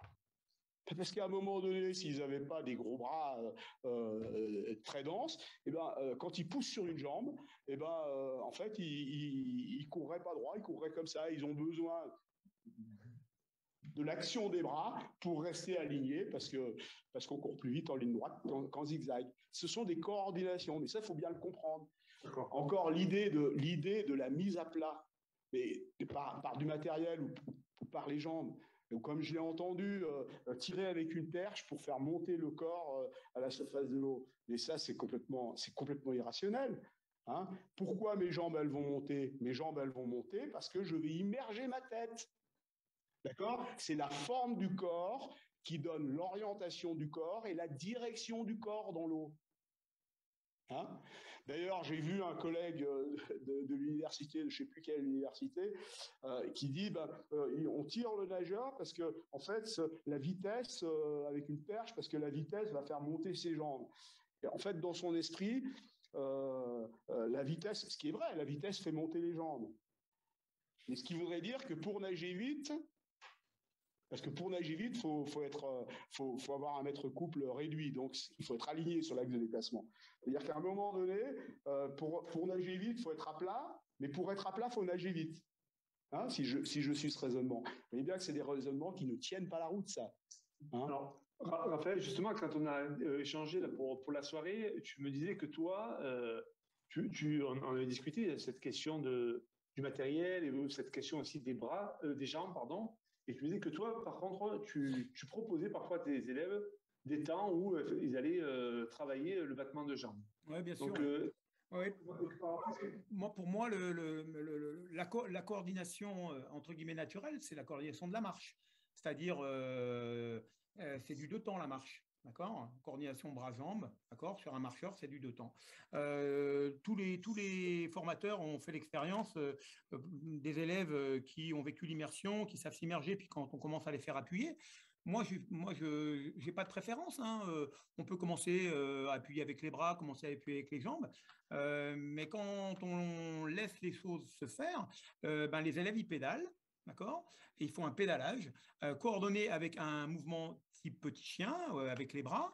Et ça, c'est du 2 temps. Ça, c'est du 2 temps. Et donc, bien sûr, on peut attendre très longtemps que le battement passe en 6 temps, hein, parce qu'un battement efficace, en tous les cas, chez les crawlers, ça va être un battement 6 temps. Déjà, moi, tout à fait, je fais des situations où je vais isoler les jambes.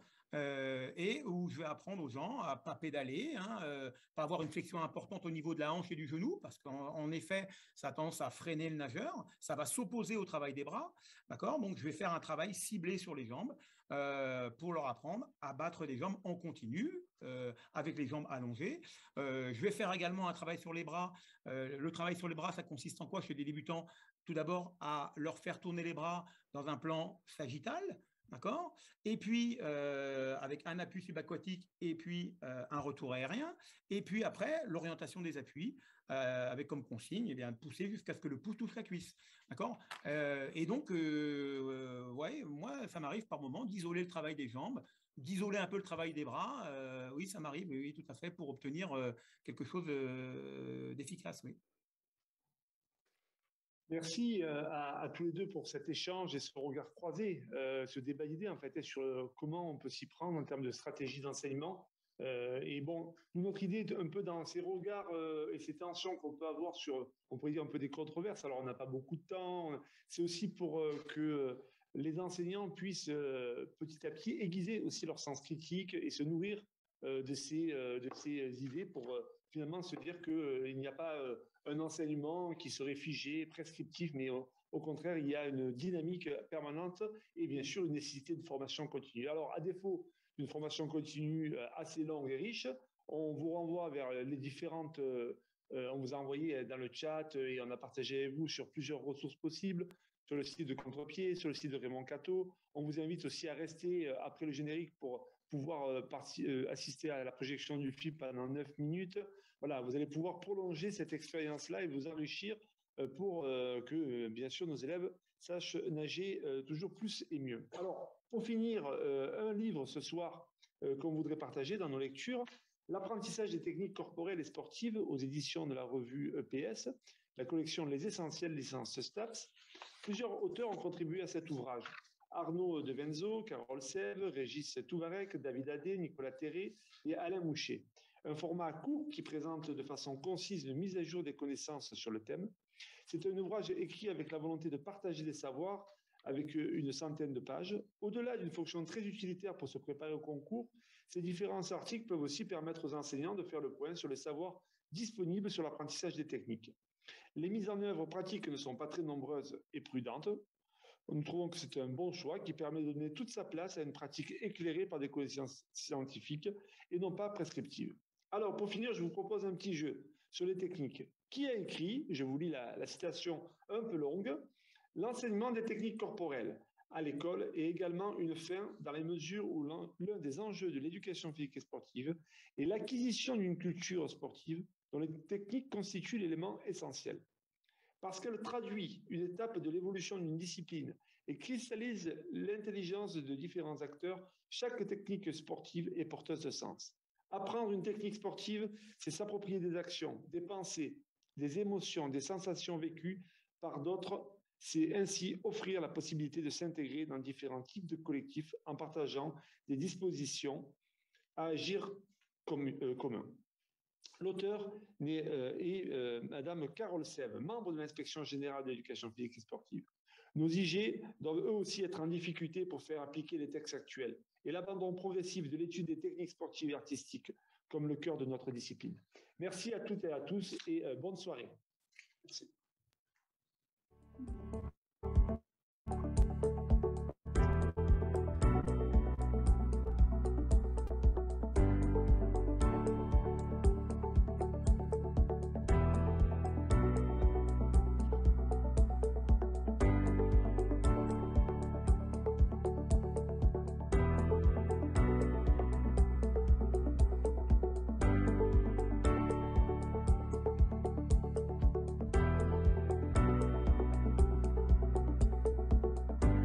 Ça veut dire quoi EPS? Physique et sportive. Physique et sportive.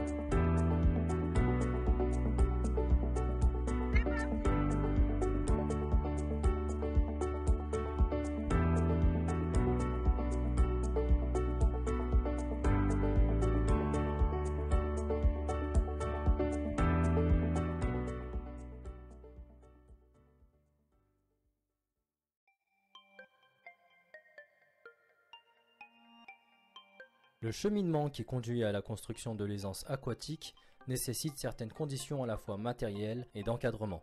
La profondeur du bassin ne permettra pas aux enfants de mettre leurs pieds au fond. C'est l'impossibilité de pouvoir marcher qui sera à l'origine de la construction de la locomotion aquatique. Les enfants ne seront pas équipés de matériel de flottaison. Il va s'agir de leur permettre de recueillir des informations justes sur les caractéristiques de leur corps dans l'eau. Le bassin ne sera pas aménagé. Il va s'agir de permettre aux enfants de recueillir des informations justes sur les caractéristiques physiques de ce nouveau milieu, c'est-à-dire homogénéité et absence d'appui solide. Enfin, le cheminement qui amène à l'aisance aquatique demande d'être conduit par un encadrement formé pour obtenir rapidement et efficacement les transformations visées et garantir la sécurité des enfants.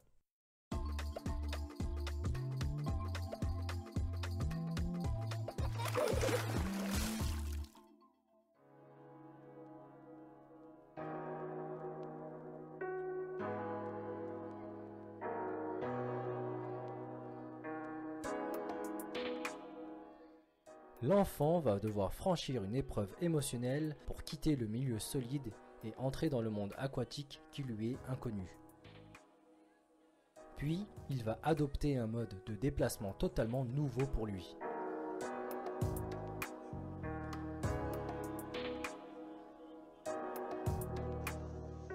L'enfant se déplace en appui sur le monde solide et par ancrage successif des mains et même des avant-bras pour certains. Ses épaules sont émergées.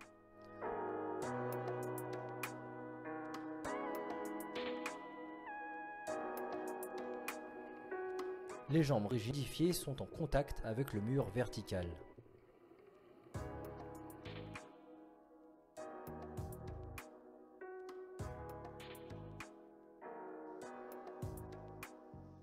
En ressortant de l'eau, l'enfant triomphe de cette épreuve initiatique.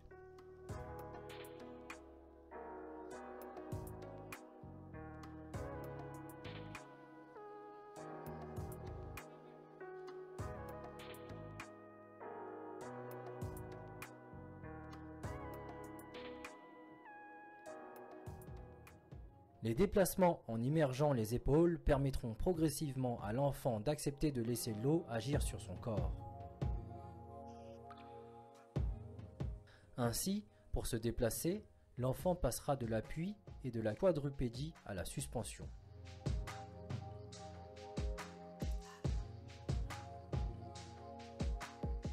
L'enfant utilise le schème de la course pour préserver la verticalité terrienne.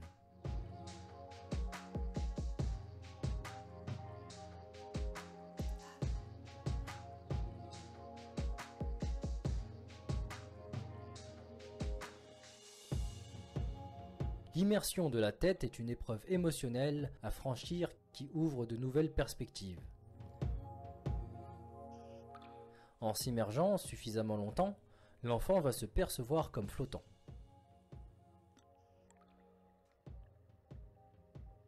L'ouverture des yeux permet de prendre des repères visuels sur l'espace dans lequel il agit et qu'il ne pouvait jusqu'alors explorer que par le toucher.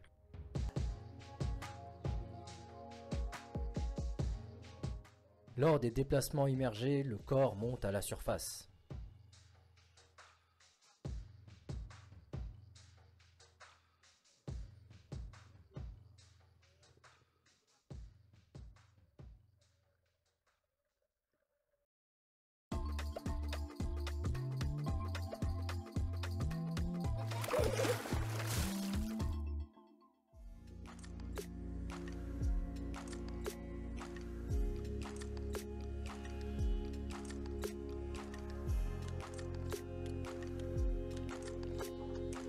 Pour toucher le fond avec ses pieds et avec d'autres parties du corps, l'enfant a besoin d'ancrage.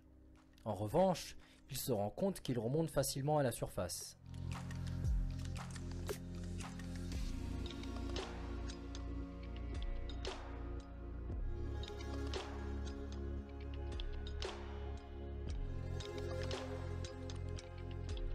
Remonter sans rien faire, grâce à l'action de l'eau sur son corps, permet de percevoir que son corps flotte.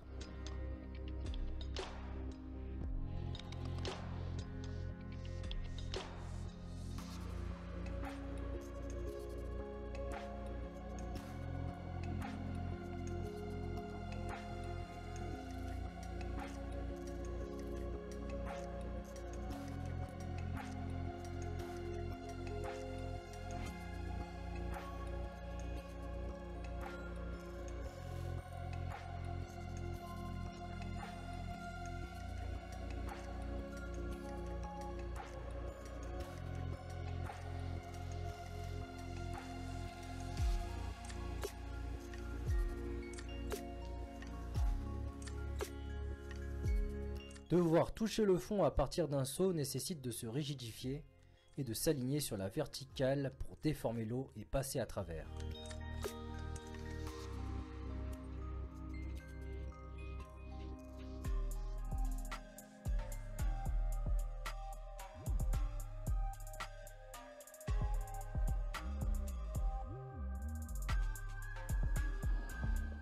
Se laisser remonter passivement, c'est accepter de laisser l'eau agir sur son corps.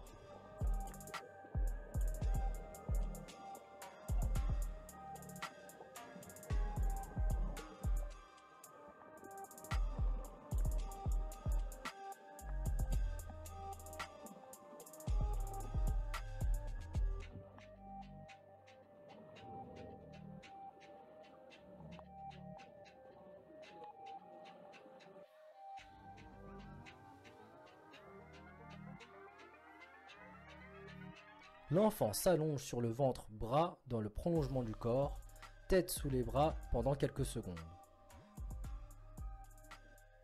Puis sur le dos, le temps de plusieurs échanges respiratoires. Pour commencer, l'enfant change de forme et laisse l'eau agir sur son corps. Puis, il est capable de choisir une forme en fonction de l'orientation souhaitée. L'enfant a construit le corps flottant.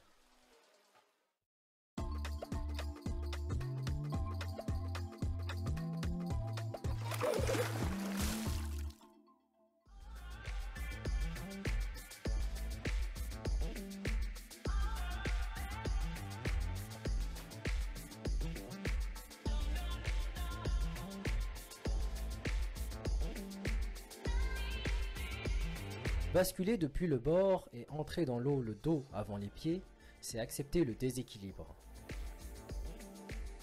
La nuque en flexion permet la bascule. La posture conservée après l'entrée dans l'eau provoque une rotation du corps.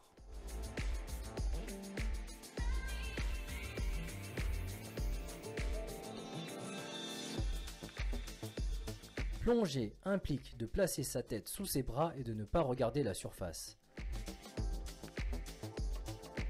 Profiter de la vitesse acquise et glisser sans rien faire implique de se rendre indéformable.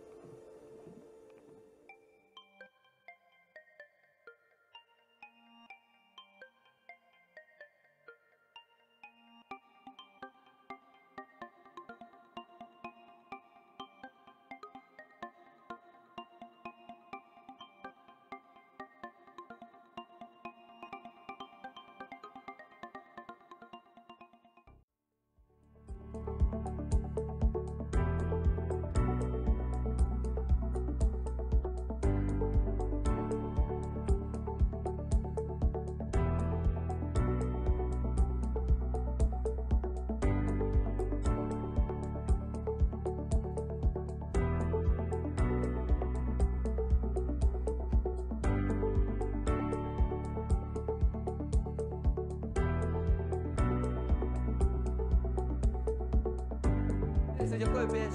Physique et sportive. Physique et sportive.